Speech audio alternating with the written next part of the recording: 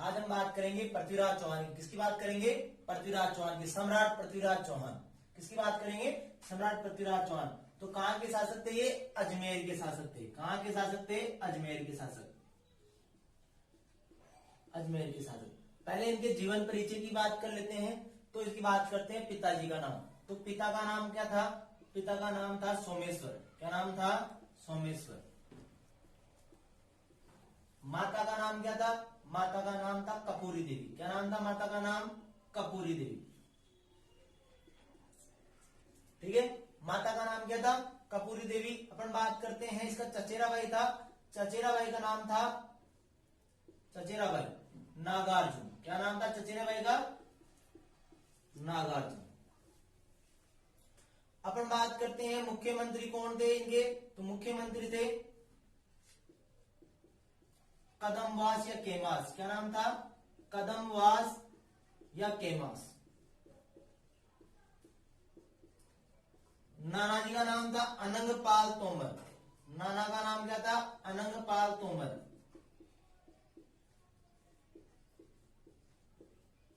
बात करते हैं मोसेरा भाई। मोसेरा भाई था जयचंद गहड़वाल। मोसेरा भाई कौन था? जयचंद गहड़वाल।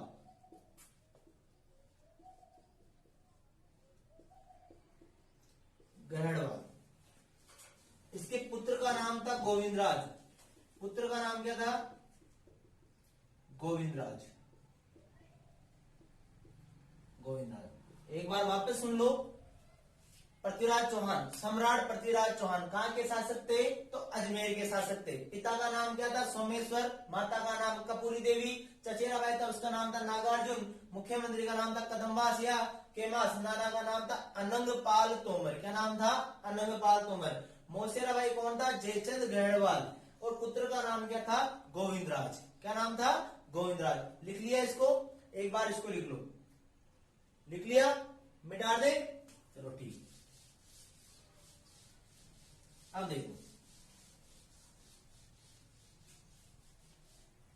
पृथ्वीराज चौहान पढ़ने से पहले अपन चलते हैं फ्लैशबैक में, मतलब कि पीछे की तरफ। अब बात करते हैं पृथ्वीराज चौहान की मम्मी की बात करते हैं। तो देखो ध्यान से सुनना है। पृथ्वीराज चौहान के नाना की बात करते हैं। नाना था अनंगपाल तोमर। नाना का नाम क्या बताया था मैंने? अनंगपाल तोमर। ये दिल्ली के तोमर वंश के शासक थे। और अनंग का मतलब जानते हो? अनंग बिना सिर का मुंडा, बिना शरीर का सिर, वो क्या कहलाता है? अनंग कहलाता है। समझ आ गया? तो अनंग किसका पर्यायवाची है? तो आपको पता है कामदेव का पर्यायवाची है। किसका पर्यायवाची है? कामदेव का पर्यायवाची है। कामदेव का पर्यायवाची है। कामदेव के अलग अलग क्या क्या पर्यायवाची है? तो आप भी जानते हो कामदेव के पर्यायवाची कौन कौन से हैं? मदन, मनसीज, पुष्प धनवा। क्या नाम है? पुष्प धनवा। पुष्प है धनुष जिसका, वो क्या कहलाता है? पुष्प धनवा। ठीक है। प्रद्युम्न,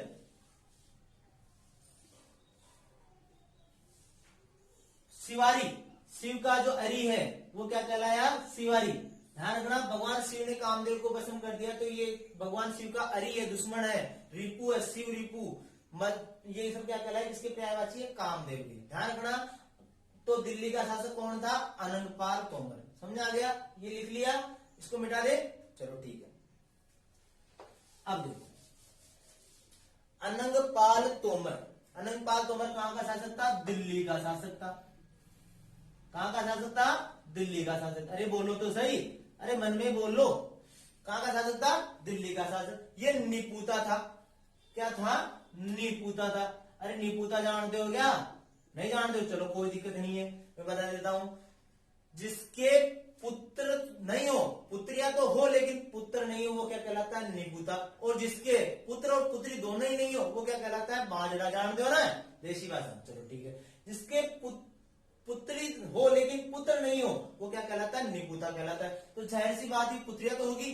तो चलो बात करते हैं पुत्रिया की। इसकी दो पुत्रियां थी। कितनी पुत्रियां थी? दो पुत्रियां थी। एक तो थी सुंदरी देवी, एक थी कपूरी देवी। तो कपूरी देवी और दूसरी थी सुंदरी देवी। कौन सी देवी?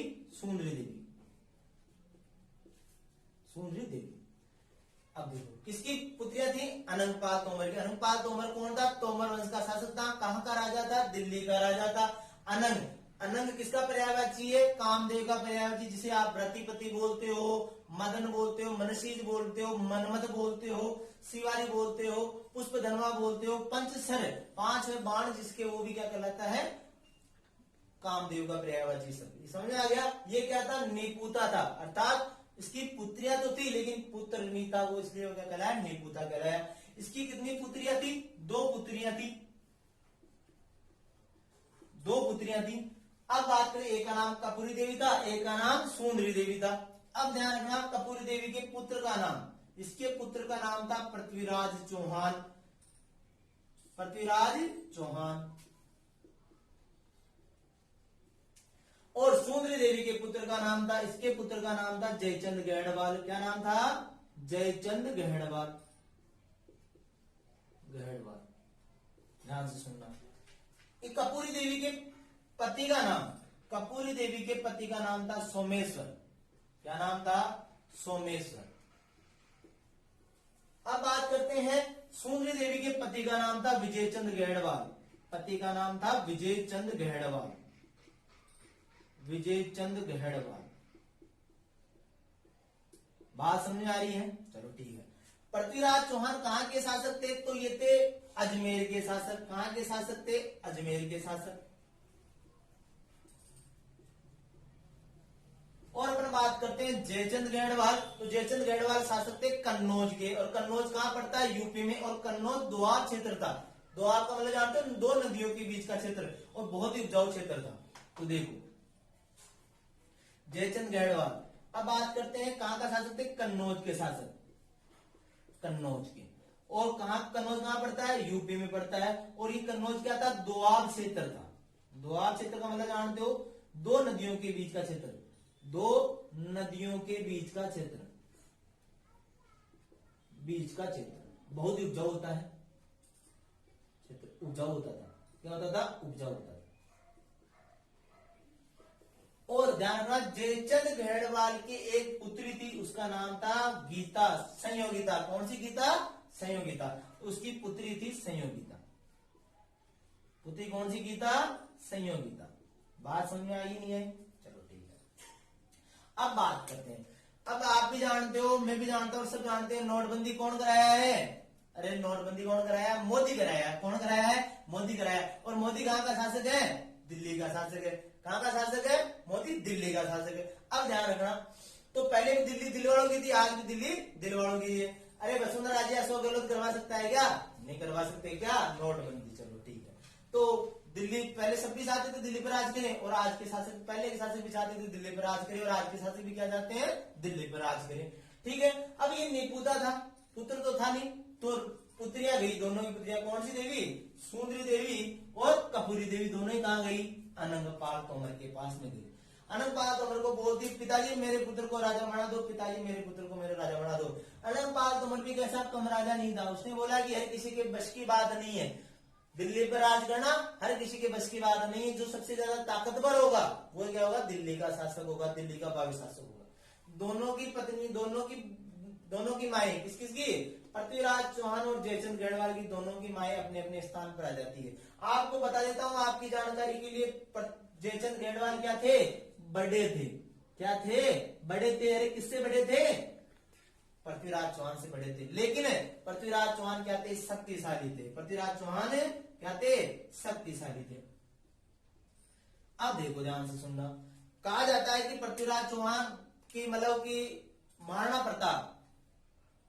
प्रताप के कमर का नाप और पृथ्वीराज चौहान के हाथ के कुचे का नाप बराबर था।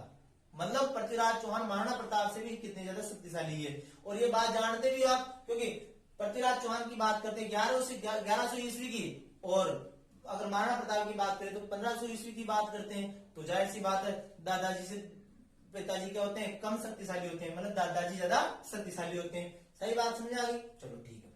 अब देखो, जयचंद गढ़वाल को इस बात का पता था कि मैं बड़ा हूं लेकिन शक्तिशाली कौन है, पृथ्वीराज चौहान।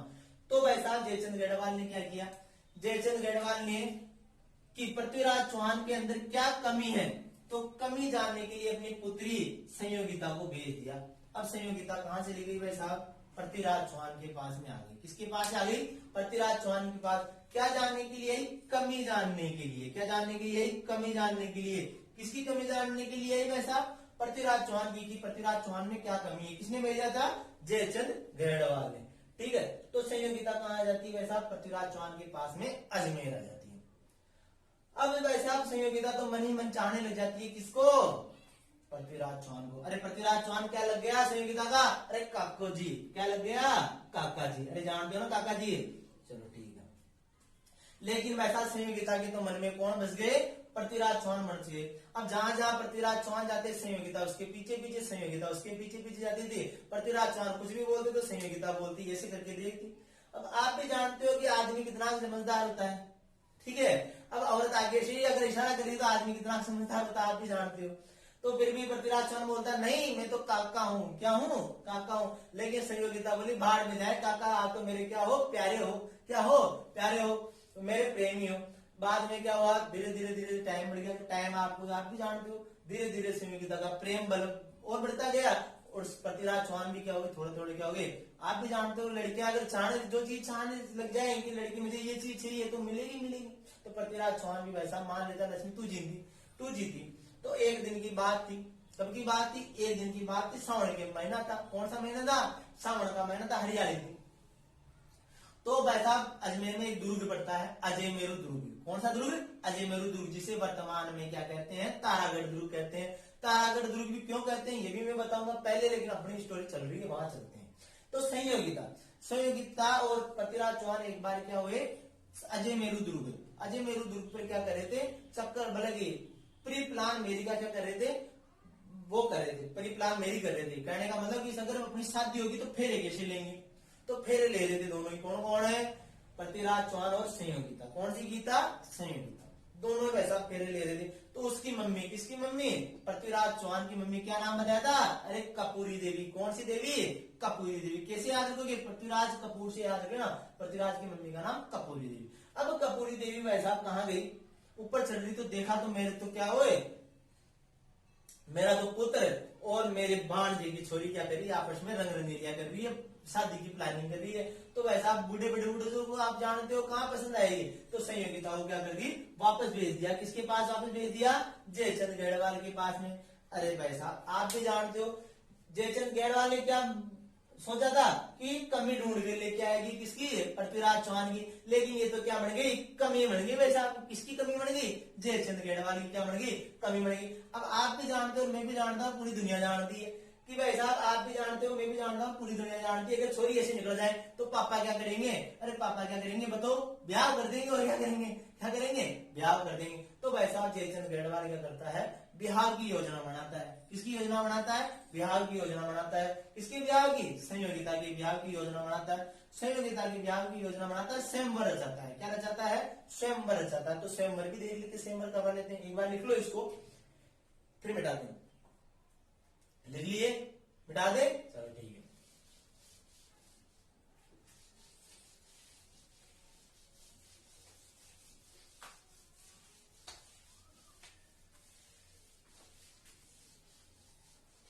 अब बात करते हैं, इधर किसकी बात थी? जयचंद गढ़वाल की। किसकी बात थी? जयचंद की। इधर बात किसकी थी? पृथ्वीराज चौहान की। इधर बात करते हैं, माता का नाम था कपूरी देवी। कपूरी देवी। और इसकी माता का नाम क्या था? माता थी सुंदरी देवी। सुंदरी देवी। और इसके पुत्री का नाम था गीता संयोगिता। क्या नाम था? ठीक, संयोगिता। अब क्या हुआ? स्वयंवर रचा गया। क्या रचा गया? स्वयंवर रचा गया। ठीक है, क्या रचा गया? स्वयंवर। ठीक है, स्वयंवर रचा गया। स्वयंवर ध्यान से सुनना है। स्वयंवर क्या होता है? स्वयंवर ध्यान रखना, इसमें लड़की के पिता के द्वारा एक रस्म निभाई जाती है। उसमें लड़की अपनी इच्छा अनुसार पति का क्या कर सकते? वर्ण कर सकती है, अर्थात लड़की अपने पति का वर्ण कर सकती है, चुनाव कर सकती है। स्वयंवर का मतलब समझ आ गया? ऐसी विवाह की ऐसी रस्म जिसमें लड़की अपने पति का क्या कर सकती है, वर्ण कर सकती है इच्छा अनुसार, ठीक है। और वो जो लड़की इस प्रकार अपने पति का चुनाव करती है, वर्ण करती है, उस लड़की को बोलते हैं स्वयंवरा। क्या बोलते हैं उस लड़की को, स्वयंवरा। तो स्वयंवर किसने रचाया था, स्वयंवर रचाया था जयचंद गढ़वाल ने। और स्वयंवरा कौन थी, तो संयोगिता थी। लेकिन नॉट इनवाइटेड कर दिया, किसको, नॉट इनवाइटेड। भाई अंग्रेजी थोड़ी लीक देख लेना, ठीक है। तो पृथ्वीराज चौहान को क्या कर दिया, नॉट इनवाइटेड। पृथ्वीराज चौहान सोचा कोई दिक्कत नहीं है, लेकिन पृथ्वीराज चौहान का एक दोस्त, मित्र, सखा था, उसका नाम था चंद्रबरदाई। मित्र, दोस्त, सखा, दरबारी था, इसका नाम था क्या नाम था, चंद्रबरदाई। क्या नाम था, चंद्रबरदाई। चंद्रबरदाई के बारे में बताएंगे आगे थोड़ा, लेकिन अभी सुनो बस इतना से ध्यान रखो कि पृथ्वीराज चौहान का दोस्त था, मित्र था, सखा था, दरबारी था, चंद्रबरदाई। चंद्रबरदाई ने बोला कि मित्र प्यार बदनाम हो जाएगा। क्या हो जाएगा, प्यार बदनाम हो जाएगा। अगर तू संयोगिता के स्वयंवर में नहीं पूछा तो प्यार क्या हो जाएगा, बदनाम हो जाएगा। पृथ्वीराज चौहान सोचे ऐसा भी है क्या, बोले हाँ ऐसा भी है। तो पृथ्वीराज चौहान अपना घोड़ा लेके जाता है। क्या लेके जाता है, घोड़ा लेके जाता है। घोड़े का नाम था नाट्यरंबा। क्या नाम था, नाट्यरंबा। घोड़े का नाम क्या था, नाट्यरंबा, ठीक है। माना प्रतापी घोड़े का नाम क्या था, चेतक। आगे बताएंगे, बस अभी तो सुनो। पृथ्वीराज चौहान के घोड़े का नाम क्या था, नाट्यरंबा। नाट्यरंबा घोड़े के साथ में बैठ करके जाता है पृथ्वीराज चौहान, और कहा पहुंच जाता है, जयचंद गढ़वाल के उसमें पहुंच जाता है। किसके, संयोगिता के स्वयंवर में पहुंच जाता है। और जाते धनुष बाण चलाता है, और सभी के राजाओं के मुकुट गिरा करके किसके चरणों में डाल देता है, जयचंद गढ़वाल के चरणों में डाल देता है। आप भी जानते हो मुकुट गिरने के बाद में राजा अपने आप को क्या मान लेता है, अपने आप को हारा हुआ मान लेता है। और पूछता है कहां, किसको, जयचंद गढ़वाल को, संयोगिता कहाँ है, कि संयोगिता एक मंजिल माले पे बैठी हुई है, आपका इंतजार कीजिए, बढ़वा लेगा।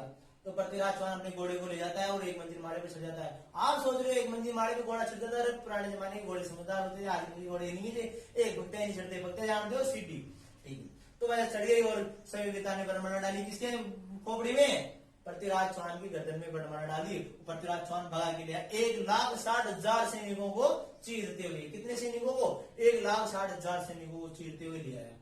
अब वैसा बात समझ में आ गई, चलो ठीक है। अब 1,60,000 सैनिकों को चीरते हुए लेके आ गया। अब दोनों की माताएं कहां पहुंचेगी वापस, दिल्ली के शासक अनंगपाल तोमर के पास में।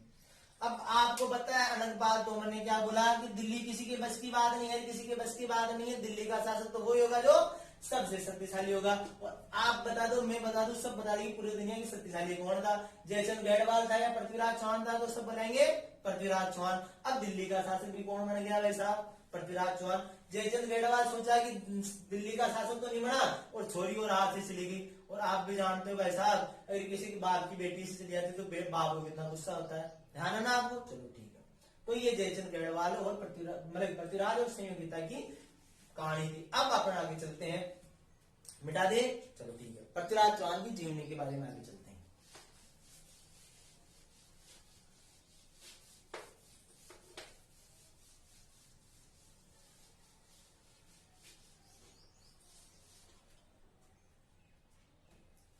इधर बात करते हैं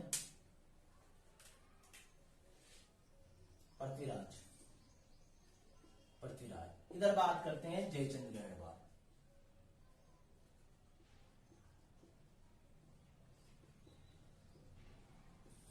जयचंद गढ़वाल। अब आपको पता है, सबको पता है, जयचंद गढ़वाल क्या थे, कमजोर थे, और पृथ्वीराज चौहान शक्तिशाली थे। तो जयचंद गढ़वाल जीत नहीं सकता था, किसे नहीं जीत सकता था, पृथ्वीराज चौहान से। तो ये क्या करेगा, तो इसने मोहम्मद गोरी को बुलाया। किसको बुलाया, मोहम्मद गोरी को। तो ध्यान से सुनना, इसको आमंत्रित किया, बुलाया किसको बुलाया, मोहम्मद गोरी को, मोहम्मद गोरी को बुलाया, मोहम्मद गोरी को बुलाया। अब मोहम्मद गोरी कहां का था, गजनी अफगानिस्तान का शासक था। मोहम्मद साबुद्दीन गोरी पूरा नाम था, और ये कहां का शासक था, गजनी अफगानिस्तान का शासक था। गजनी अफगानिस्तान का शासक था कौन, मोहम्मद गोरी। अब मोहम्मद गोरी आया, कौन आया, मोहम्मद गोरी। अब बात ध्यान रखना कि मोहम्मद गोरी भारत की पहली विजय, भारत में मोहम्मद गोरी सबसे पहले कहां भी जीता था, तो मोहम्मद गोरी ने सर्वप्रथम विजय प्राप्त की। किसने, मोहम्मद गोरी ने विजय प्राप्त की। विजय प्राप्त की कब, 1175 में। कब प्राप्त की, 1175 में। कि कहा कौन से शासक के साथ में लड़ते हुए जीते? तो ध्यान रखना, मोहम्मद गौरी मुल्तान के शासक। मुल्तान के सुल्तान कौन है? वीरेंद्र सहवाग। कौन है? वीरेंद्र सहवाग। तो मुल्तान वर्तमान कहां पड़ता है? पाकिस्तान में। और मोहम्मद गौरी ने 1175 में विजय प्राप्त की, किसके साथ में? मुल्तान के शासक। किसके शासक? मुल्तान के शासक करमादी के विरुद्ध। करमादी को पराजित किया। करमादी को क्या किया? पराजित किया। किसको? किसने पराजित किया? मोहम्मद गौरी ने। ध्यान सुनना, जयचंद गढ़वाल ने बुलाया किसको? मोहम्मद गौरी को। किसके विरुद्ध आक्रमण करने के लिए? पृथ्वीराज चौहान के विरुद्ध आक्रमण करने के लिए। मोहम्मद गौरी आया, कब आया? 1175 में आया। ध्यान रखना, भारत में मोहम्मद गौरी का आगमन 1175 में। पहला युद्ध लड़ा किसके विरुद्ध? मुल्तान के शासक थे करमादी के विरुद्ध युद्ध लड़ा। ध्यान रखना, ठीक है। अब बात करते हैं, और करमादी के विरुद्ध युद्ध लड़ा और करमादी को क्या कर दिया? पराजित कर दिया। किसने? मोहम्मद गौरी ने। मोहम्मद गौरी कहां से आया था? गजनी, अफगानिस्तान से। पूरा नाम था मोहम्मद साबुद्दीन गौरी। क्या नाम था? साबुद्दीन गौरी। साबुद्दीन गौरी। समझ आ गया? अब बात करते हैं, मिटा दें, कुछ इतिहासकार कहते हैं कि मोहम्मद गौरी तराइन के प्रथम युद्ध में हार गए थे। मोहम्मद गौरी तराइन के प्रथम युद्ध में हारे थे, ठीक है। भारत में पहली बार तराइन के प्रथम युद्ध में हारे थे, लेकिन ये बात सरासर गलत है। अगर ये बात राजस्थान के परिप्रेक्ष्य में होती तो ये बात सही थी, लेकिन पूरे भारत के परिप्रेक्ष्य की बात करें तो ये बात सरासर गलत है। कैसे गलत है? तो देखो, मोहम्मद गौरी देखो, इधर था आबू अनिलवाड़ा का शासक, आबू अनिलवाड़ा, ये गुजरात में पड़ता है, और यहीं पर पृथ्वीराज चौहान का जन्म हुआ था। लिखवाएंगे अभी सब। आबू अनिलवाड़ा, आबू अनिलवाड़ा कहां पड़ता है? गुजरात में। आबू तो माउंट आबू सिरोही में पड़ता है, और अनिलवाड़ा गुजरात में पड़ता है। तो मोहम्मद गौरी क्या हुआ? इस युद्ध में पराजित हुआ। कब हुआ? 1178 में। आबू अनिलवाड़ा का शासक कौन था? तो मूलराज द्वितीय था। कौन था? मूलराज सेकेंड। चूंकि ये मूलराज सेकेंड अल्पायु थे, क्या थे? अल्पायु थे, कम उम्र के थे। कौन संधि? दीर्घ संधि, अल्प प्लस आयु। अल्पायु थे, इसलिए इनकी माता थी सरक्षिका नायिका देवी। माता थी सरक्षिका नायिका देवी। और नायिका देवी क्या हुई? इस युद्ध में जीत हुई। किसकी जीत हुई? मूलराज सेकेंड की। तो बात ध्यान से सुनना, अगर कोई बोले कि पृथ्वीराज चौहान भारत में पहली बार कब हारे, तो 1178 में हारे। लेकिन राजस्थान के परिप्रेक्ष्य की बात करें तो राजस्थान में पहली बार कब हारे, मतलब पृथ्वीराज चौहान के खिलाफ कब हारे, तो 1191 में तराइन के प्रथम युद्ध में हारे थे। बात समझ में आ गई? ठीक है। अब मिटा दें, ठीक है।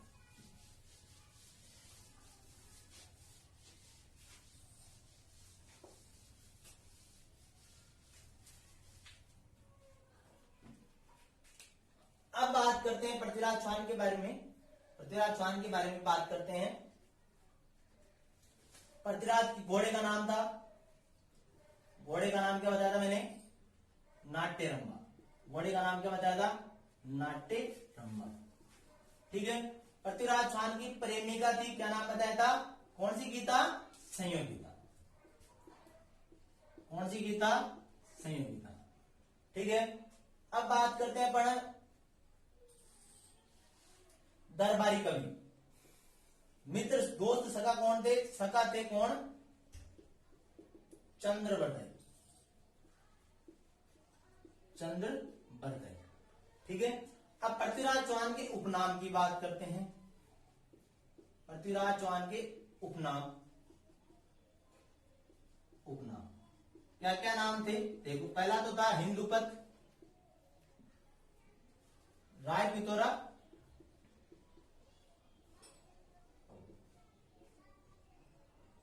राय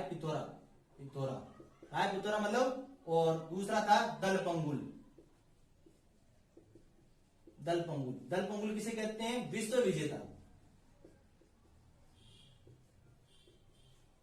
अब बात करते हैं अपन, पृथ्वीराज चौहान का सेनापति भी था, एक और सेनापति था,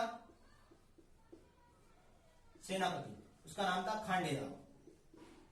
क्या नाम था? खांडेराव,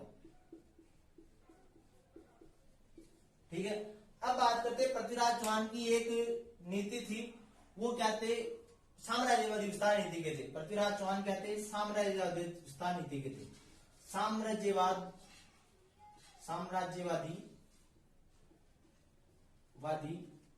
विस्तार नीति के थे। कौन थे? पृथ्वीराज चौहान साम्राज्यवादी विस्तार नीति के थे। तराइन के युद्धों का वर्णन में सीरियल वाइज करूंगा, इसलिए भी रोक दिया, अभी बात समझो पहले। साम्राज्यवादी विस्तार नीति के थे कौन? पृथ्वीराज चौहान। इसलिए इसके तहत अनेक पड़ोसी राज्यों को उन्होंने क्या किया? जीत लिया। पृथ्वीराज चौहान के बारे में कहा जाता है कि पृथ्वीराज चौहान 6 भाषाओं के ज्ञाता थे। कितनी भाषाओं के ज्ञाता थे? 6 भाषाओं के ज्ञाता थे। कौन? पृथ्वीराज चौहान। और इनका जन्म कब हुआ? तो जन्म हुआ 1164 में। पृथ्वीराज चौहान का, किसका? पृथ्वीराज चौहान का, पृथ्वीराज चौहान का जन्म हुआ 1164 में। कब हुआ? 1164 में जन्म हुआ। और कहां हुआ? तो अनिल पाटन गुजरात में हुआ। कहां हुआ? अनिल पाटन गुजरात में हुआ। समझ में आ गई बात? वापस सुन लो। मोहम्मद गोरी को बुलाया किसने था? जयचंद गढ़वाल ने था। किसके खिलाफ बुलाया था? तो पृथ्वीराज चौहान के खिलाफ बुलाया था। बात ध्यान रखना, मोहम्मद गोरी ने पहला युद्ध किसके खिलाफ जीता था? तो मुल्तान के शासक करमादी के विरुद्ध जीता था। ठीक है। क्वेश्चन आता है कि कोई कहते हैं कि मोहम्मद गोरी पृथ्वीराज चौहान से 1193 में हारा था, लेकिन ये बात सरासर गलत है। बात करें कि मोहम्मद गोरी पहले भी हार चुका था। किससे हार चुका था? 1178 में आबू निवाड़ा के शासक आबू निवाड़ा के युद्ध में किससे हार गए थे? तो मूलराज सेकंड से हार गए थे। चूंकि मूलराज सेकंड अल्पायु थे, इसकी माता थी सरसिका थी नायिका देवी ने किसको? तो मोहम्मद गोरी को क्या किया? पराजित किया। समझ आ गया? चलो ठीक है। अब बात करते हैं पृथ्वीराज चौहान के घोड़े का नाम नाट्यरंबा, प्रेमिका का नाम संयोगिता, दोस्त सका था, दरबारी था चंद्रबरदाई। आगे चंद्रबरदाई के बारे में डिटेल से बात करेंगे अपन। पृथ्वीराज के उपनाम था राय पितौरा, दलपंगुल का मतलब था विश्व विजेता। और पृथ्वीराज का सेनापति का नाम था खांडेराव। क्या नाम था? खांडेराव। और साम्राज्य विस्तार नीति के थे कौन? पृथ्वीराज चौहान। और पृथ्वीराज चौहान का जन्म कब हुआ? तो 1164 में। और कहा हुआ? अनिल पाटन गुजरात में। समझ आ गया? ठीक है, मिटा दे। ठीक।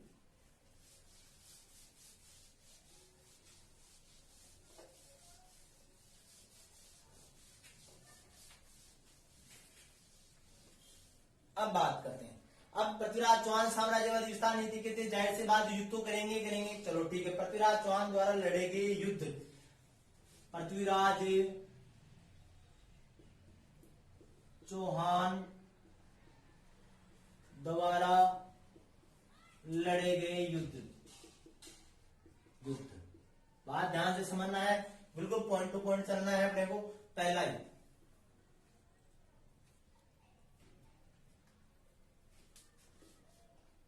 1177 में। गुजरात के शासक, किसके शासक? गुजरात के शासक भीम द्वितीय को हराया। भीम द्वितीय को क्या किया? पराजित किया। बात ध्यान से सुनना है। गुजरात के शासक भीम द्वितीय को पराजित किया 1177 में। किसने किया? पृथ्वीराज चौहान ने। समझ आ गया? क्यों किया? बात समझो। इसके पीछे दो अलग अलग इतिहासकार अलग अलग बातें करते हैं। पहले बात करते हैं ट्रायंगल लव स्टोरी की, त्रिकोणीय प्यार। किसकी बात करते हैं? त्रिकोणीय प्यार। तो देख लो पहले, हमेशा ही क्या होता है? अरे लड़ाई का कारण बनता है। देखो कैसे, मैं नहीं बता रहा, इतिहास बता रहा, मेरे ऊपर चढ़ जाओगे आप। ठीक है। तो एक राजकुमारी थी, इच्छन राजकुमारी। ठीक है। अब बात करते हैं, इधर बात करते हैं भीम सेकंड। कौन सा बात करते हैं? भीम सेकंड। और इधर बात करते हैं पृथ्वीराज चौहान। अब आप भी जानते हो ट्रायंगल लव स्टोरी है। एक दो छोरी, दो आदमी हो गए। ये छोरा तो बोले मैं इससे प्यार करता हूं। ये प्यार बहुत बड़ी बुरी चीज है वैसा। और ये इच्छा राजकुमारी मनी मन दिल प्रेम से किसी प्यार करने लग गई।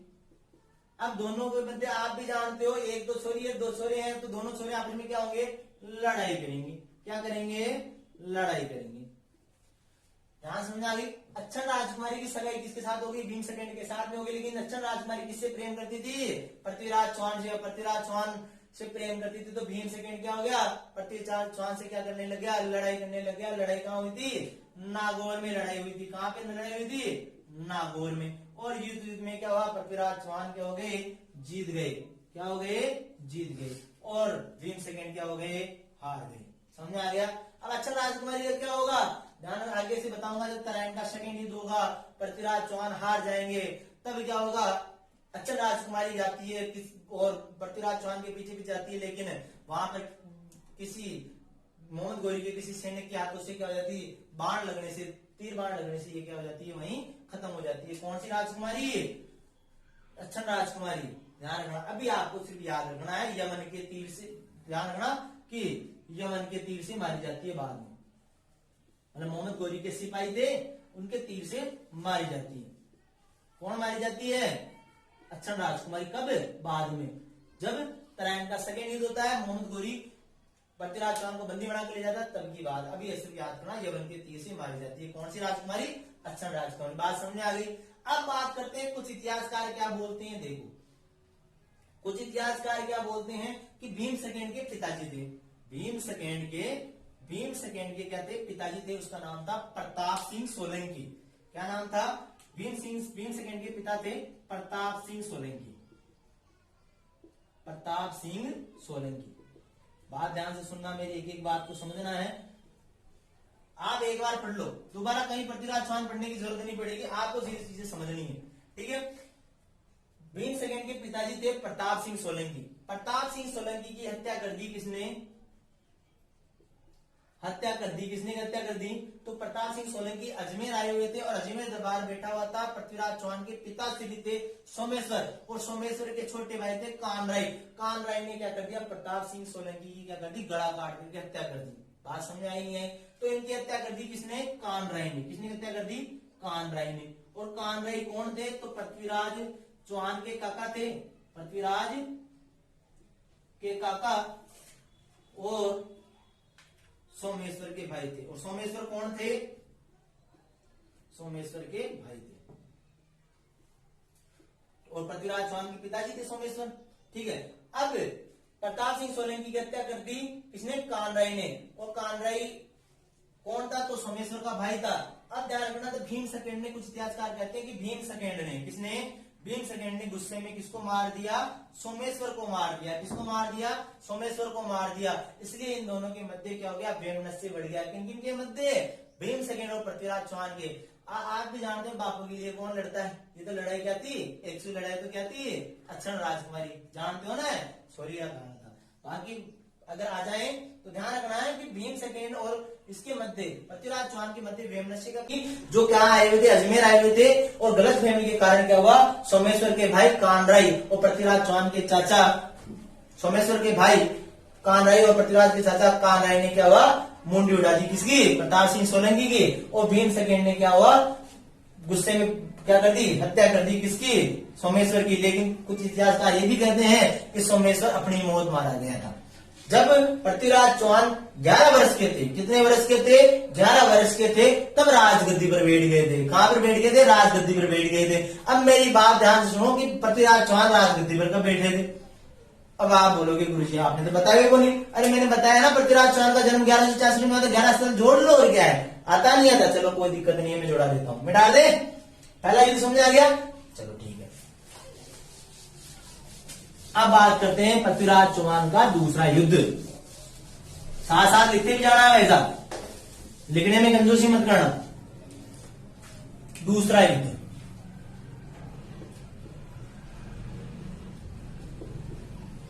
मैंने बताया था पृथ्वीराज चौहान का चचेरा भाई था नागार्जुन। नागार्जुन चचेरा भाई था, लिखवा दिया था पहले। इधर बात करते हैं पृथ्वीराज चौहान। अब देखो, ये नागार्जुन था, पृथ्वीराज चौहान का जो चचेरा भाई था नागार्जुन क्या करता है, पृथ्वीराज चौहान का अधिकार दिल्ली में ही था, और वहां पड़ता है एक जगह पड़ती है गुड़गांव। क्या गांव, जगह पड़ती है गुड़गांव, जिसका वर्तमान नाम क्या है, गुरुग्राम। वर्तमान नाम क्या है इसका, गुरुग्राम। तो गुरुग्राम में इसने क्या कर दिया, विद्रोह कर दिया। तो पृथ्वीराज चौहान क्या करता है, इसका विद्रोह दबाता है। किसका विद्रोह दबाया, नागार्जुन का क्या दबाया, विद्रोह दबाया। समझ आया नहीं आया? ठीक है। अब बात करते ये युद्ध हुआ कब? 1178 में। कब हुआ? 1178 में। और पृथ्वीराज चौहान की सहायता किसने की? तो मुख्यमंत्री थे कदमवास और केमास ने सहायता की थी। ध्यान से सुनना, मुख्यमंत्री कदमवास या केमास ने क्या की थी? सहायता की थी। किसकी सहायता की थी? पृथ्वीराज चौहान की। तीसरा युद्ध की बात करते हैं। तीसरा युद्ध हुआ 1182 में। कब हुआ? 1182 में। एक सतलज प्रदेश से आती थी, एक भंडारक जाति थी। सतलज प्रदेश से आने वाली, प्रदेश से आने वाली एक जाति थी भंडारक जाति। कौन सी जाति थी? भंडारक जाति।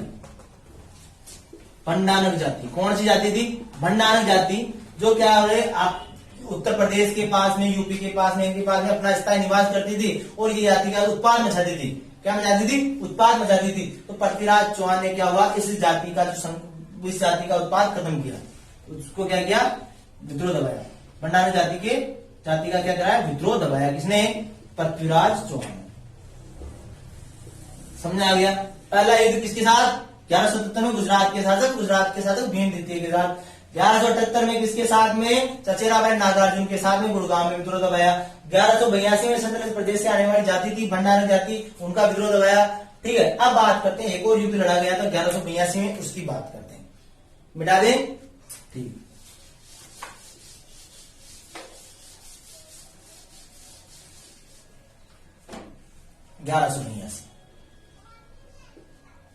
अब ये युद्ध हुआ था कौन सा युद्ध? तुमुल का युद्ध।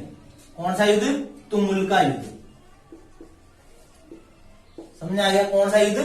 तुमुल का युद्ध। अब बात करते हैं तुमुल कहां पड़ता है? यूपी में पड़ता है।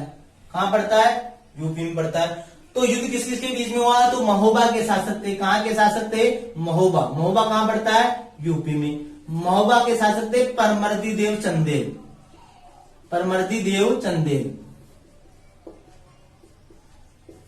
परमर्दी देव चंदेल। अब बात करते हैं पृथ्वीराज चौहान कहां के शासक थे? तो अजमेर के शासक थे। कौन? पृथ्वीराज चौहान। ठीक है। इन दोनों के मध्य युद्ध होता है और परमर्दी देव के सेनापति थे कौन? आलाउदल। इनके इसके सेनापति कौन थे?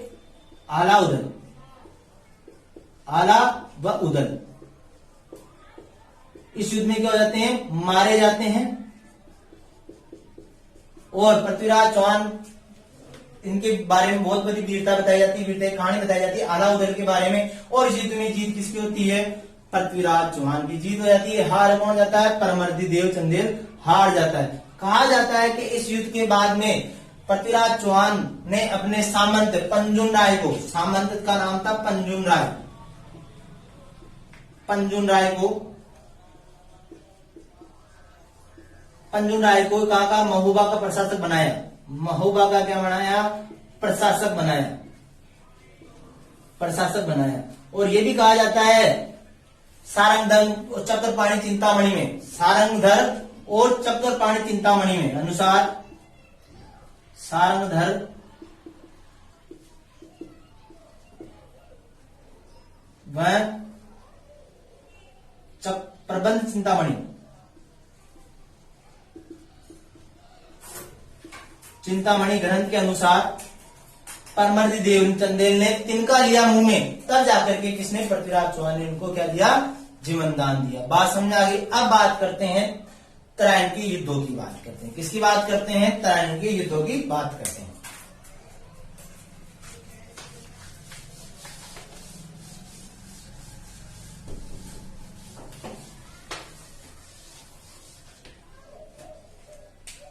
तराइन का प्रथम युद्ध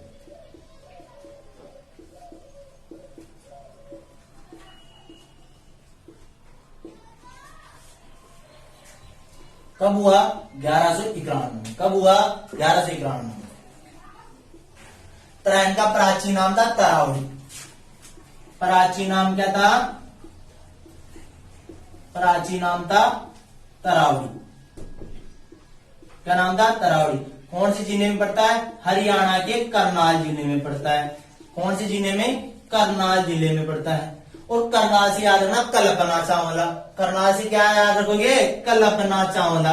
अरे बोलो तो सही, अरे मन में बोल लो। और भारत की पहली महिला अंतरिक्ष यात्री जो कहां गई है, अंतरिक्ष में जाने वाली थी, कौन थी?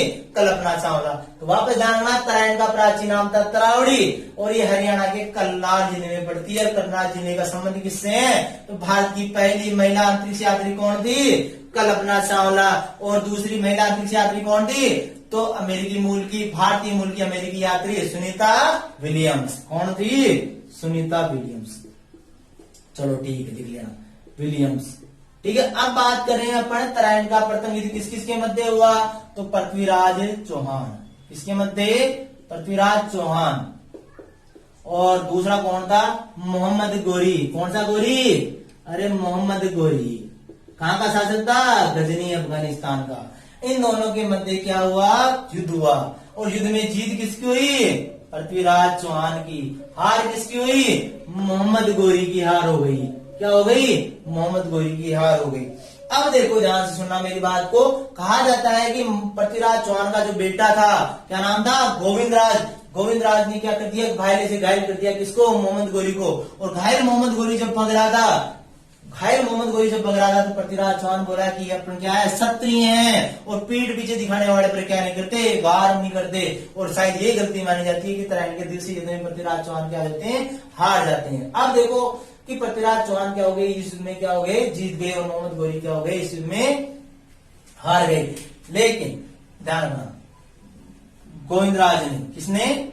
गोविंदराज ने घायल कर दिया। किसको कर दिया? किसको? मोहम्मद गोरी को। मोहम्मद गोरी को।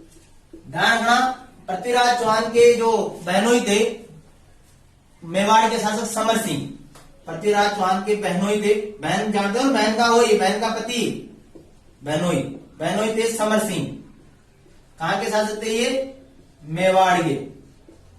ये भी इनके साथ में थे। ध्यान रखना, पृथ्वीराज चौहान के जो मतलब इस युद्ध में जो सेनापति थे, किस युद्ध में? तराइन के प्रथम युद्ध में सेनापति थे, वो कौन थे? खांडेराव। सेनापति कौन थे? खांडेराव। अब इस युद्ध में जीत किसकी हुई? तो जीत ध्यान रखना किसकी हुई? पृथ्वीराज चौहान की। तो पृथ्वीराज चौहान जीत जाते हैं, मोहम्मद गोरी क्या हो जाता है? हार जाता है। अब क्या होता है कि तराइन का क्या होता है? दूसरा युद्ध होता है। मोहम्मद गोरी बहुत ही कूटनीति से प्रयोग करता है, बहुत चालाकी से प्रयोग करता है। उसको पता है कि अब मैं पृथ्वीराज चौहान से ऐसे जाऊंगा तो हार जाऊंगा। तो ये क्या करता है? कूटनीति का प्रयोग करता है। मोहम्मद गोरी के जो पृथ्वीराज चौहान के जितने भी दुश्मन थे, सबको अपनी तरफ मिला लेता है। पहली बड़ी बात तो। और क्वेश्चन आता है कि तराइन का दूसरा युद्ध कौन जीता? तो तराइन का दूसरा युद्ध जीता था कौन है? मोहम्मद गोरी। तो मोहम्मद गोरी किस नीति के कारण जीता था? तो गोरी की कुशल युद्ध नीति आती है। क्या आती है? गोरी की कुशल युद्ध नीति। लेकिन इसके पहले एक बात करते हैं, पृथ्वीराज चौहान की आराध्य देवी की बात करते हैं, तो चामुंडा माता की बात करते हैं। किसकी बात करते हैं? चामुंडा माता की बात करते हैं। तो अजमेर दुर्ग में चामुंडा माता का मंदिर भी है, उसके बारे में बात करते हैं। तो ध्यान रखना, जब मोहम्मद गोरी आक्रमण करने आ रहा था पृथ्वीराज चौहान पर, तराइन के प्रथम युद्ध से पहले की बात है, तो मोहम्मद गोरी पृथ्वीराज चौहान पर आक्रमण करने आ रहा था। तो पृथ्वीराज चौहान बोला, अपनी माता जी के पास गया और बोला कि माता, मोहम्मद गोरी मेरे पे आक्रमण करने आ रहा है। तो माता जी बोलती है, कौन सी माता? चामुंडा माता। कौन सी माता? चामुंडा माता। आराध्य देवी थी चामुंडा माता। बताऊंगा आराध्य देवी क्या होती है, कुल देवी क्या होती है? चामुंडा माता। तो कहा जाता है कि पृथ्वीराज चौहान और चामुंडा माता सामुंडे वेद की बात करते थे, एक दूसरे से आराम से बैठ करके बात करते थे। चामुंडा माता बोली कि बेटा, मोहम्मद गोरी में इतनी ताकत नहीं है, जो मेरे बाजू में इतनी ताकत नहीं है, जो मेरे शेर बेटे पृथ्वीराज चौहान को हरा दे। और इसी के आशीर्वाद से क्या हुआ? पृथ्वीराज चौहान क्या हुआ? तराइन के प्रथम युद्ध में क्या हो गया? विजय प्राप्त कर गया। किसके विरुद्ध? तो मोहम्मद गोरी के विरुद्ध विजय प्राप्त कर दिया। लेकिन तराइन के प्रथम युद्ध के बाद में क्या हुआ? तो वो वापस पृथ्वीराज चौहान क्या था? दारू पीते हुए कहा जाता है, चामुंडा माता के मंदिर में जाता है। चामुंडा माता के पास जाके बोलता है, माता जी मुझे बीननी चाहिए। बोला, बोल बेटा। चामुंडा माता बोलती, बेटा बोल तुझे कैसी बीननी चाहिए? कि माता जी मुझे आपकी जैसी बीननी चाहिए। तो चामुंडा माता बोलती है, एक तरफ से तू मेरे को माता बोलता है, एक तरफ से बोला तुम्हारी जैसी बीननी चाहिए, आज के बाद मैं आपके सपने में नहीं आऊंगी। और फिर क्या हो जाती है? पृथ्वीराज चौहान से हमेशा के लिए रूठ जाती है। कौन सी माता? चामुंडा माता। इसके बाद में क्या होता है? तराइन का दूसरा युद्ध होता है। ठीक है, अब तराइन के दूसरे युद्ध की बात कर लेते हैं। मिटा दें।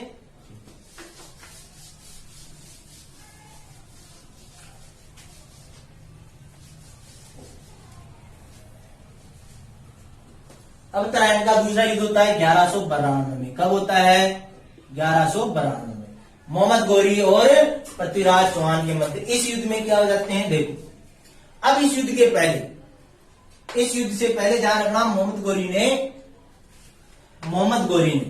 तराइन का कौन सा युद्ध, द्वितीय युद्ध किस किस के मध्य होता? पृथ्वीराज चौहान और मोहम्मद गौरी। मोहम्मद गौरी ने, मैंने बताया था, कूटनीति का प्रयोग किया और मोहम्मद गौरी ने अपने एक आदमी को भेजा, उसका नाम था कीम उल मुल्क।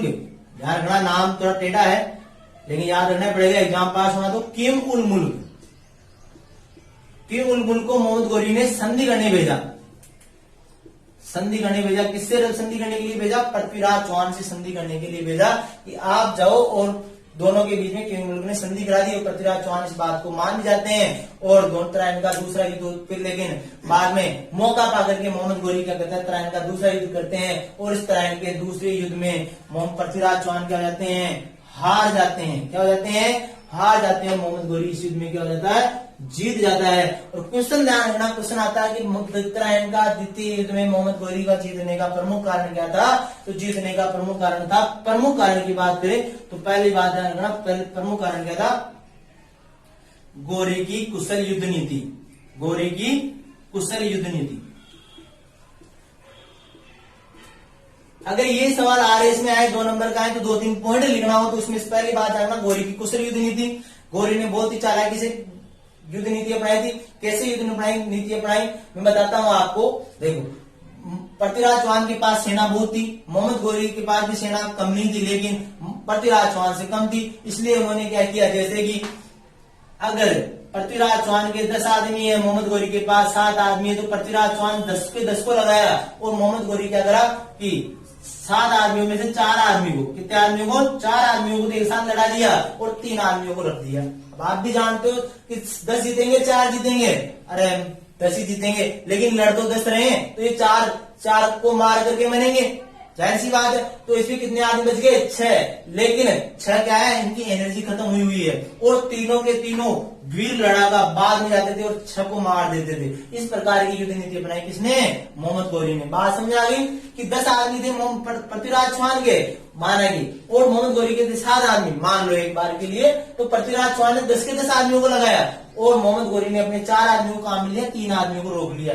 4 आदमी जैसे मरे फिर 3 आदमियों को लेके आए। इस प्रकार बाकी एनर्जी से काम करे और मोहम्मद गौरी क्या हो गया, जीत गया। पहली वाली बात। दूसरी वाली बात क्या थी कि तराइन का प्रथम युद्ध भले ही किसने जीता हो, पृथ्वीराज चौहान ने जीता हो, लेकिन सैनिक के रूप में भारी कमी आई थी, सैनिक ज्यादा घायल हो गए थे, किसके, पृथ्वीराज चौहान के। तीसरा कारण क्या था, प्रथम युद्ध में वीर शासक, वीर सेनापति मारे गए। प्रथम युद्ध में वीर सेनापति, वीर योद्धा किसके, पृथ्वीराज के मारे गए, इसके मारे गए प्रथम युद्ध में। जीत तो किसकी हुई, मोहम्मद गौरी, जीत तो किसकी हुई, पृथ्वीराज की, तराइन के प्रथम युद्ध में, लेकिन सैन्य रूप से आने किसको हुई, पृथ्वीराज चौहान को। पहले युद्ध की बात कर रहा हूं मैं। गौरी की कुशल युद्ध नीति से जीत गया दूसरा युद्ध, तो लेकिन जीतने के कारण क्या थे, प्रथम युद्ध में वीर योद्धाओं के क्या हो गए, पृथ्वीराज के क्या हो गए, मारे गए। तीसरा युद्ध था केंद्रीय नेतृत्व का अभाव। किसका अभाव, केंद्रीय नेतृत्व का अभाव।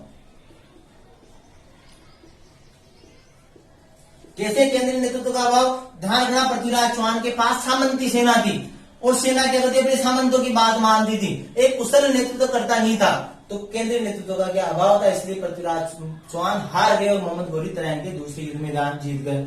ध्यान रखना, संधि के लिए मोहम्मद गौरी किसको भेजता है, कीम उल मुल्क को भेजता है। दूसरा युद्ध भी कहां होता है, तराइन में होता है। कब हुआ, 1192 में हुआ। कब हुआ, 1192 में हुआ।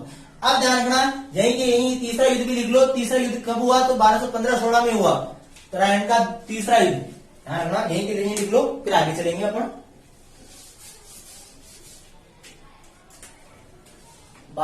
तराइन का तीसरा युद्ध, तराइन का तीसरा युद्ध।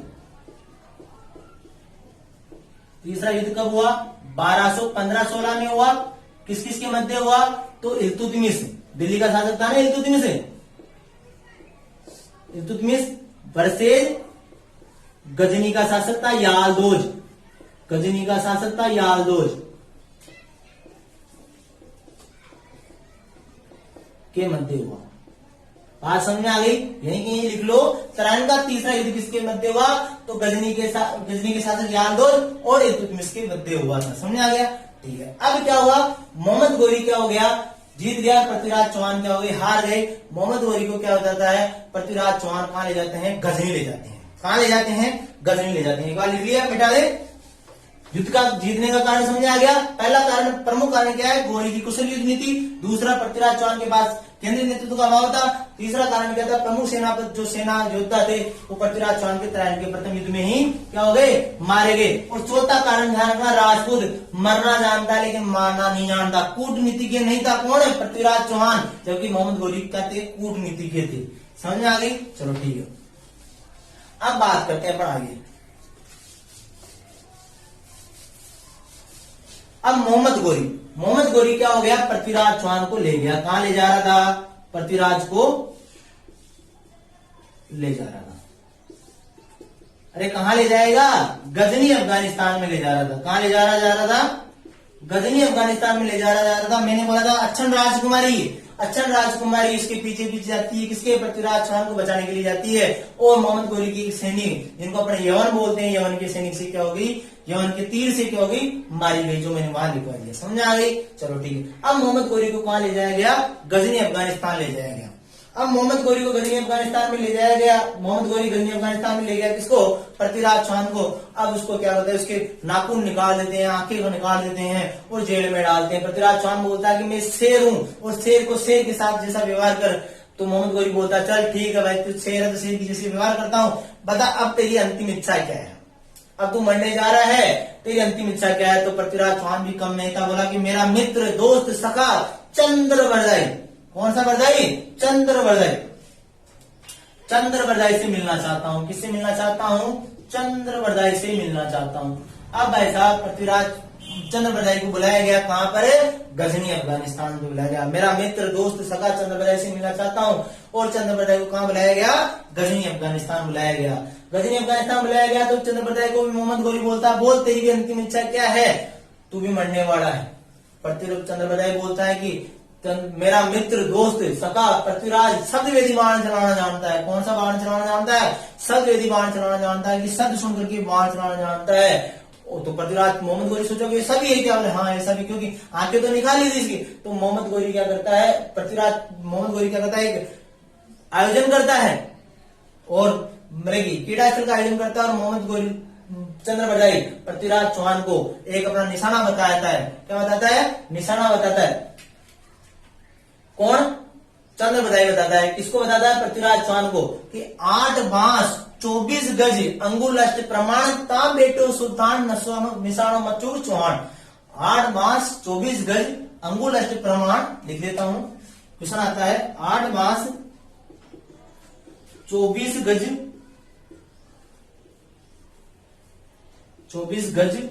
अंगुल अष्ट प्रमाण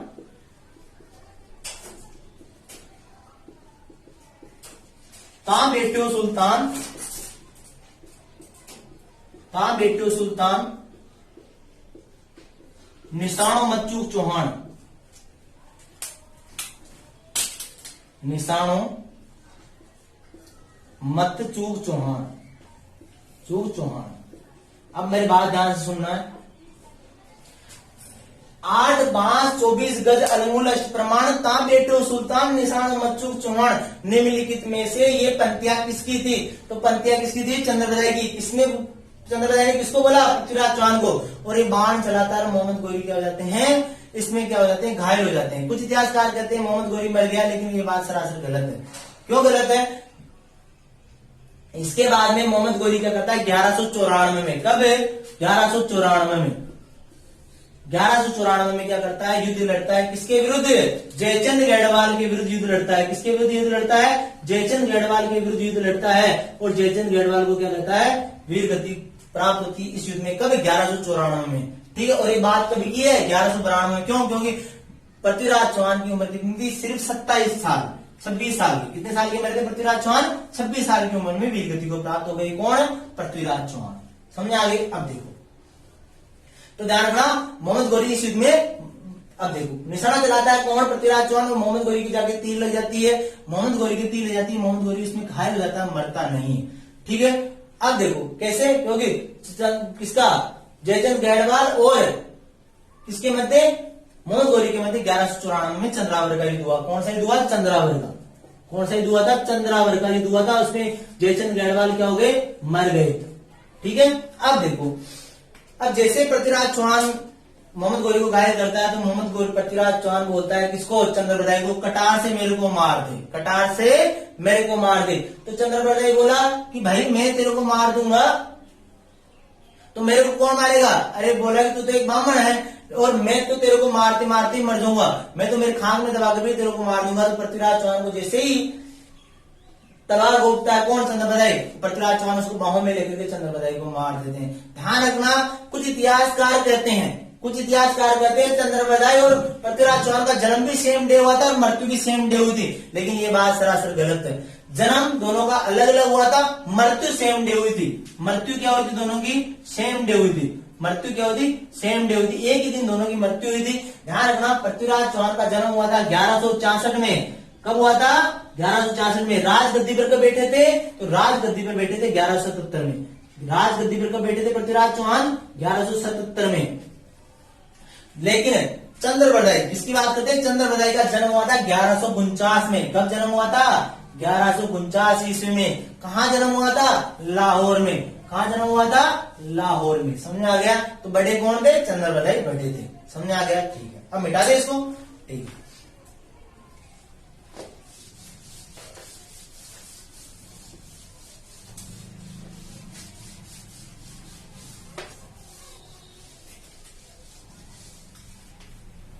अब देखो, पृथ्वीराज चौहान की बात करते हैं, तो पृथ्वीराज चौहान की छतरी, पृथ्वीराज की छतरी,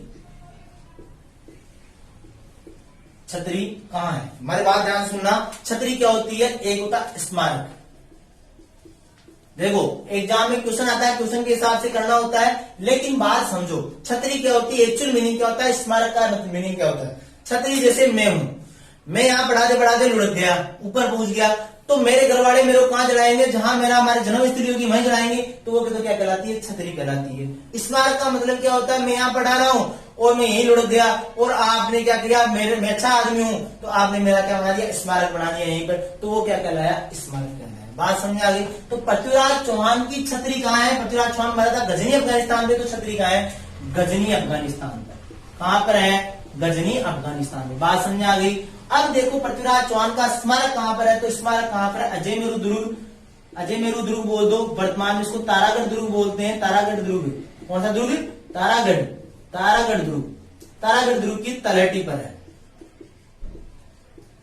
तारागढ़ दुर्ग की क्या है, तलहटी पर है। कौन सा दुर्ग, पृथ्वीराज चौहान का स्मारक।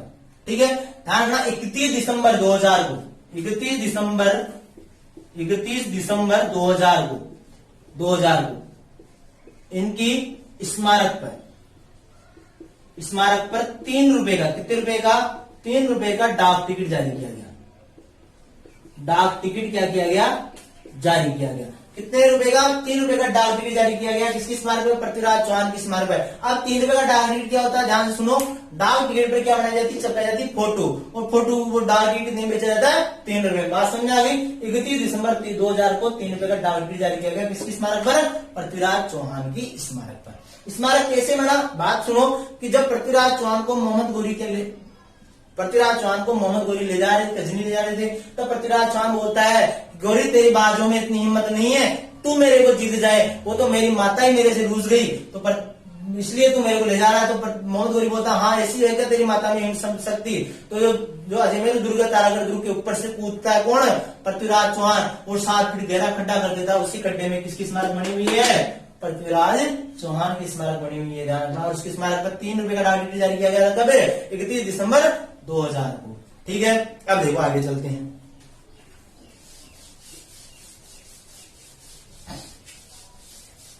अब बात करें अपन किसकी, पृथ्वीराज चौहान की बात कर रहे हैं। अब देखो बिसलपुर, जानते हो बिसलपुर किसने बनाया, बसाया था, विकराल चतुर्थ ने, बिसलदेव रासो ने, बिसलदेव चौहान ने बसाया था। वहां पर एक मंदिर है, कौन सा मंदिर? महादेव मंदिर। तो बिसलपुर में महादेव मंदिर का निर्माण किसने करवाया? बिसलदेव चौहान ने? नहीं, किसने करवाया? पृथ्वीराज चौहान ने। तो बिसलपुर में, किसमें? बिसलपुर में किसका? महादेव मंदिर का निर्माण करवाया। किसका मंदिर का निर्माण? महादेव मंदिर बनवाया। किसने? पृथ्वीराज। समझ आया नहीं आया? अजमेर में कला साहित्य विभाग की स्थापना की किसने? पृथ्वीराज चौहान ने। कला साहित्य विभाग की स्थापना की किसने? पृथ्वीराज चौहान ने। कहां पर की? अजमेर में। कहां पर की? अजमेर में। बात समझ आ गई? तो इस कला साहित्य विभाग का अध्यक्ष किसको बनाया? तो इस कला साहित्य विभाग का अध्यक्ष बनाया पद्मनाभ को। किसको बनाया? पद्मनाभ को बनाया।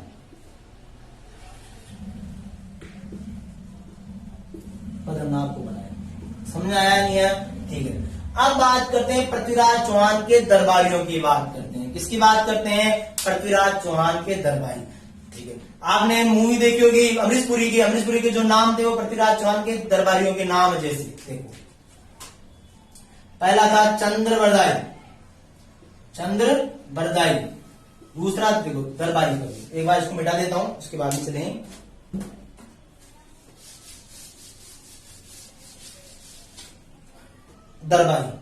दरबारी कवि।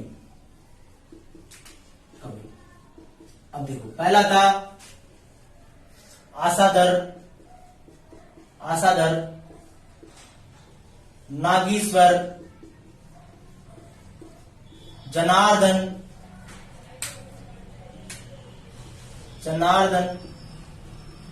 विश्वरूप,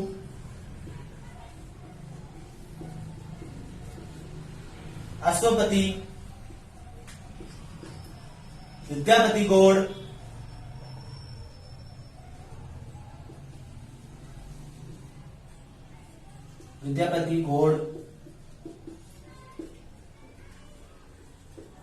जयानक भट्ट। अब भाई बात ध्यान से सुनना। पृथ्वीराज विजय कैसे याद रखोगे? आसाधर, नागेश्वर, जनार्दन, विश्वरूप, अश्वपति, विद्यापति गौड़, जयानक भट्ट। ध्यान रखना कि तराइन के जयानक भट्ट का एक ग्रंथ था पृथ्वीराज विजय। इनका ग्रंथ था पृथ्वीराज विजय। क्या नाम था ग्रंथ का नाम? पृथ्वीराज विजय। ध्यान से सुनना, इसी ग्रंथ में, जयानक भट्ट का ग्रंथ पृथ्वीराज विजय में तराइन के युद्धों का वर्णन नहीं है। क्वेश्चन आता है तराइन के युद्धों का वर्णन निम्नलिखित में से कौन से ग्रंथों में नहीं है? तो इसमें नहीं है। समझ आ गया? तो इस ग्रंथ में तराइन के दोनों युद्धों का वर्णन नहीं है। दोनों युद्धों का क्या नहीं है? वर्णन नहीं है। बात समझ आ गई? चलो ठीक है। अब एक और जो मेन दरबारी कवि थे वो कौन थे? एक बार लिख दिया इसको, तो मिटा दे। अब लिख दिया। अब मेन दरबारी कवि थे कौन? मित्र सखा दोस्त चंद्रबरदाई की बात करते हैं। चंद्रबरदाई इसकी बात करते हैं। चंद्रबरदाई का बचपन का नाम था पृथ्वी भट्ट बलादी। क्या नाम था बचपन का नाम? पृथ्वी भट्ट बलादी। आज समझ आ गई? चलो ठीक। चंद्रबरदाई के बचपन का नाम क्या था? पृथ्वी भट्ट बलादी। ठीक है। इसका ग्रंथ था,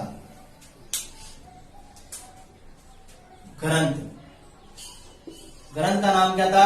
पृथ्वीराज रासो। समझ में आ गई? ठीक है। ये ग्रंथ का नाम क्या था? पृथ्वीराज रासो। साहित्य कौन सा? पप्पी से याद रखना, पिंगल साहित्य। कौन सा साहित्य? पिंगल साहित्य। और डिंगल साहित्य में क्या है?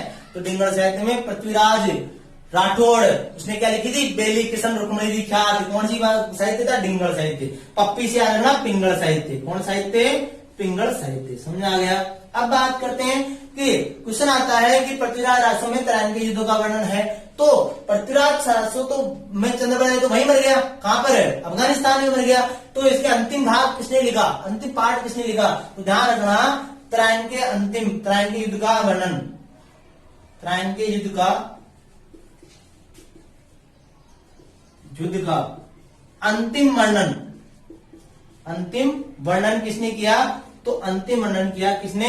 चंद्रबरदाई के पुत्र चंद्रबरदाई के पुत्र क्या नाम था? जलहरण ने। किसने किया? जलहरण ने। ध्यान रखना कि अंतिम भाग त्रैंगी युद्धों का अंतिम वर्णन किसने लिखा? तो पुत्र था जलहरण, और इसकी एक पुत्री भी थी। पुत्री का नाम था राजबाई, रजाबाई या राजबाई। पुत्री का नाम था राजबाई या रजाबाई, राजबाई या रजाबाई, रजाबाई। ठीक है, अब बात करते हैं कि चंद्रबरदाई ने कहा था कि माउंट आबू में, मिटा दो एक बार इसको, लिख लो।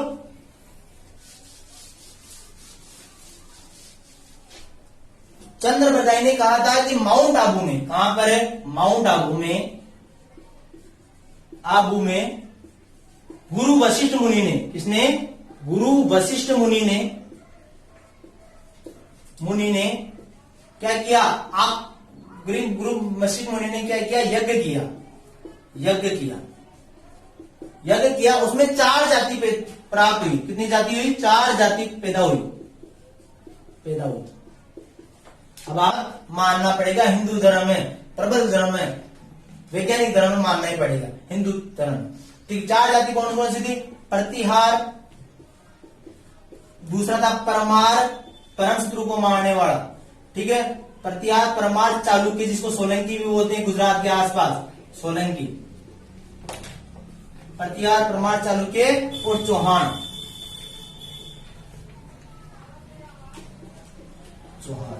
ठीक है, तो ध्यान रखना, चंद्रबरदाई ने कहा था कि माउंट आबू में गुरु वशिष्ठ मुनि ने क्या किया? यज्ञ किया। उसमें 4 जाति पैदा हुई, प्रतिहार, परमार, चालुक्य और चौहान। ठीक है, और चौहान किसके साथ पैदा हुए थे? शस्त्रों के साथ में। किसके साथ में? शस्त्रों के साथ में पैदा हुए थे। और ध्यान रखना, प्रतिहारों की कितनी शाखा बताई थी? प्रतिहारों की 12 शाखा बताई थी। कितनी शाखा बताई थी? 12 शाखा है प्रतिहारों की। और परमारों की कितनी शाखा है? 35 शाखा है। किसकी? परमारों की। ध्यान रखना, सोलंकी की कितनी शाखा है? चालुक्य सोलंकी की 16 शाखा बताई। कितनी शाखा बताई? 16 शाखा बताई। और चौहानों को कितनी शाखा बताई? 24 शाखा बताई। चौहानों की कितनी? 24 शाखा बताई चौहानों की। बात ध्यान रखना, ठीक है। और चौहान किसके साथ पैदा हुए? शत्रुओं के साथ में पैदा हुए। और क्या करने के लिए? अपने शत्रुओं का नाश करने के लिए। किसका नाश करने के लिए पैदा हुए? शत्रुओं का नाश करने के लिए। शत्रुओं का नाश करने के लिए, नाश करने के लिए। और शत्रु कौन है? विदेशी आक्रमणकारी। शत्रु कौन है? विदेशी आक्रमणकारी। विदेशी आक्रमणकारी। और विदेशी आक्रमणकारी उसमें कौन थे? अरबी आक्रमणकारी। अरबी आक्रमणकारी। वापस ध्यान सुनना, चंद्रबरदाई के अनुसार माउंट आबू में गुरु वशिष्ठ मुनि ने यज्ञ किया। 4 जाति पैदा हुई, प्रतिहार, परमार, चालुक्य, चौहान। चौहान शस्त्रों के साथ पैदा हुए। क्यों हुए थे? शत्रुओं को मारने के लिए, शत्रुओं का नाश करने के लिए, राक्षसों का नाश करने के लिए। राक्षस भी लिख देना, कोई बात नहीं, राक्षसों। और राक्षस कौन थे उस समय में? विदेशी आक्रमणकारी। और स्पेशली विदेशी आक्रमणकारी कौन थे? अरबी आक्रमणकारी। इन्होंने बताया, चंद्रबरदाई ने, प्रतिहार की कितनी शाखा है? 12। परमार की कितनी शाखा है? 35। चालुक्य सोलंकी की शाखा कितनी? 16। और चौहानों की कितनी शाखा है? 24 शाखा है। और ध्यान रखना, प्रतिहारों की सबसे प्राचीन राजधानी क्या है? प्राचीन राजधानी क्या बताई थी? मंडोर बताई थी। किसके अनुसार? चंद्रबरदाई के अनुसार। प्राचीन राजधानी क्या है? मंडोर। मंडोर कहां पर है? रावण का ससुराल मंदोदरी। ध्यान रखना, आगे सब बताऊंगा। ठीक है, यहां तक बात समझ आगे। अब ठीक है, मिटा दे।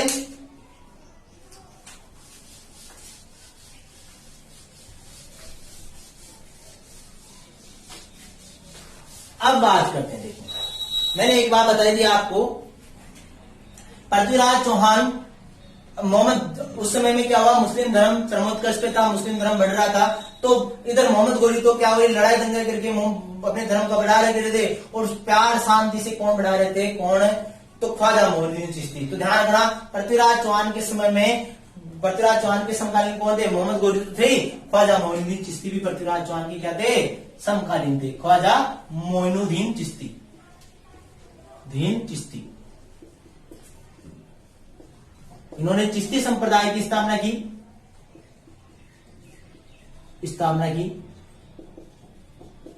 ठीक है, ध्यान रखना, ख्वाजा मोइनुद्दीन चिश्ती किसके समकालीन थे? समकालीन थे। अब इनके समय में कौन थे अजमेर के शासक? तो ध्यान रखना, कौन थे? पृथ्वीराज चौहान। समकालीन थे किसके? पृथ्वीराज चौहान। ध्यान रखना, ख्वाजा मोइनुद्दीन चिश्ती ने अपना खानका का मतलब होता है रहने के स्थान, पूजा पाठ करने का स्थान, खानका कहाँ बनाया? अजमेर में बनाया। कहाँ पे बनाया? अजमेर में बनाया। समझ आया? किसने? ख्वाजा मोइनुद्दीन चिश्ती ने। इनकी माता का नाम क्या था? माता का नाम था सोहेनूर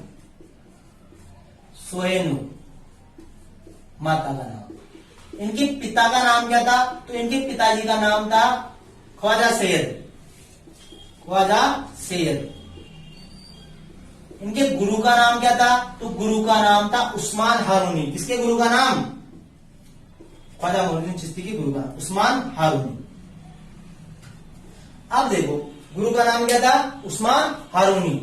अब देखो ख्वाजा मोइनुद्दीन चिश्ती की दरगाह का निर्माण किसने कराया? दरगाह का निर्माण करवाया इल्तुतमिश ने। किसने कराया?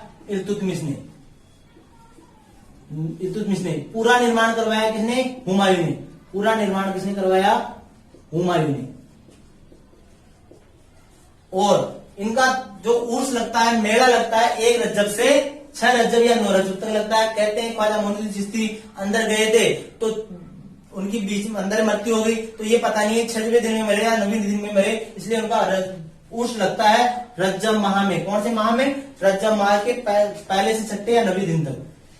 रजब माह के महीना है, मुस्लिम महीना है, बताऊंगा मुस्लिम महीना जब त्योहार पढ़ाऊंगा तब। रजब माह के 1 से 6 या 9वें दिन तक लगता है। क्या लगता है? उर्स लगता है ख्वाजा मोइनुद्दीन चिश्ती की याद में। समझ आ गया? ख्वाजा मोइनुद्दीन चिश्ती किसके समकालीन थे? पृथ्वीराज चौहान के। खानका कहाँ बनाया? अजमेर को। माता का नाम सोहिनूर, पिता का नाम ख्वाजा सैयद, गुरु का नाम उस्मान हारूनी। और इसके दरगाह का निर्माण किसने कराया? इल्तुतमिश ने करवाया। पूरा निर्माण किसने करवाया? हुमायूं ने करवाया। अब एक बात और रह गई, उसके बाद में अपन करते हैं। अब देखो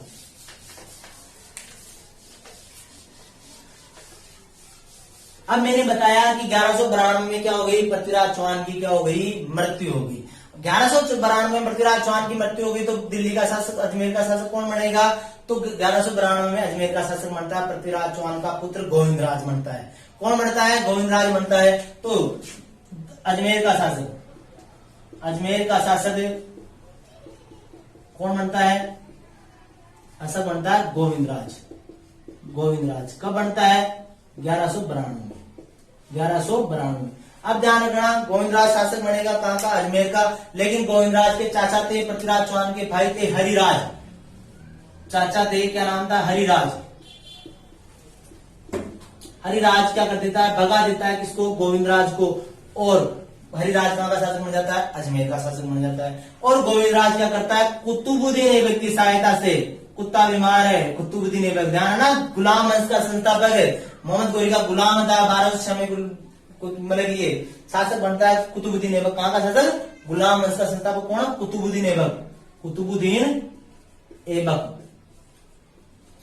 कुतुबुद्दीन ऐबक की सहायता से कुतुबुद्दीन ऐबक की सहायता से कौन? गोविंदराज। कुतुबुद्दीन कौन था? गुलाम वंश का संस्थापक।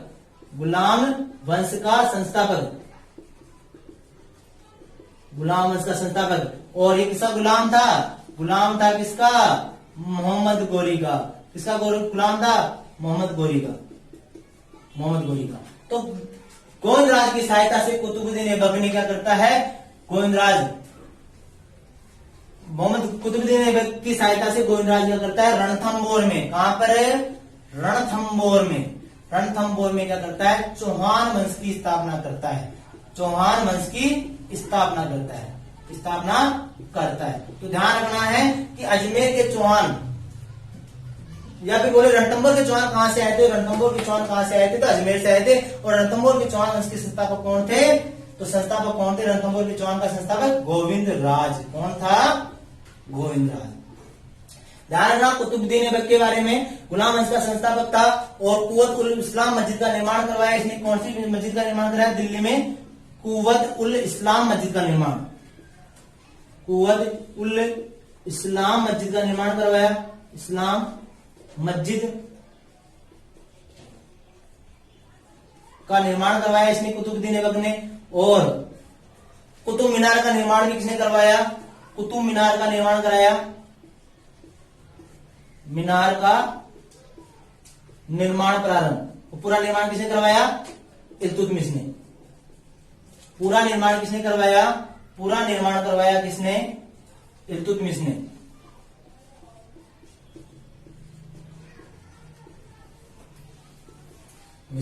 और दिल्ली सल्तनत का एकमात्र ऐसा शासक जो क्या हुआ, पोलो खेलते हुए क्या हो गए, मृत्यु को प्राप्त। पोलो खेलते हुए